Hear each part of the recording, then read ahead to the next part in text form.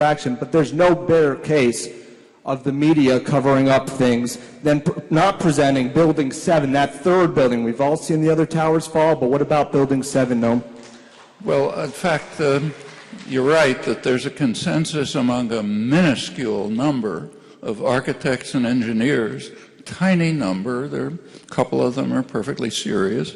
They are not doing what scientists and engineers do when they think they've discovered something.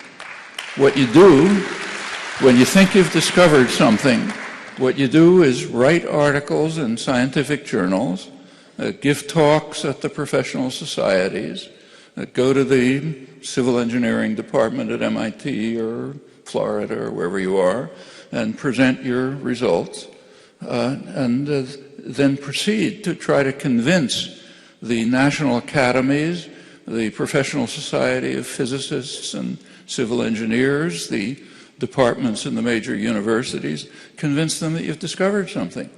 Now, there happen to be a lot of people around who spent an hour on the internet and think they know a lot of physics, but it doesn't work like that. There's a reason why there are, there's a reason, may I finish? There's a reason why there are graduate schools in these departments and research. So there's just overwhelming evidence that the Bush administration wasn't involved. Very elementary evidence. You don't have to be a physicist to understand it. You just have to think for a minute, okay? So let's think for a minute.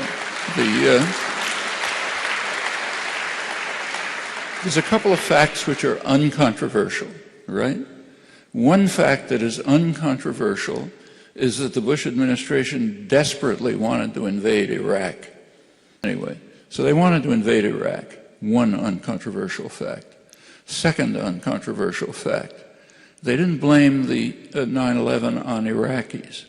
They blamed it on Saudis, mainly. That's their major ally.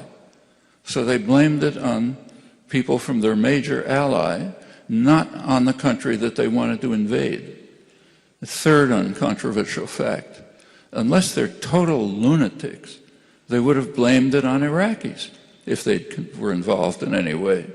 That would have given them open season on invading Iraq, total support, international support, the UN resolution, no need to concoct wild stories about the weapons of mass destruction and contacts between Saddam and Al-Qaeda, which of course quickly exploded, discrediting them.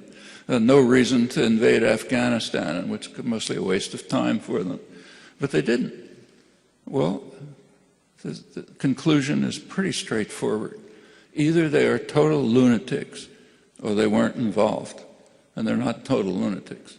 So whatever you think about Building 7, there are other considerations to be concerned with.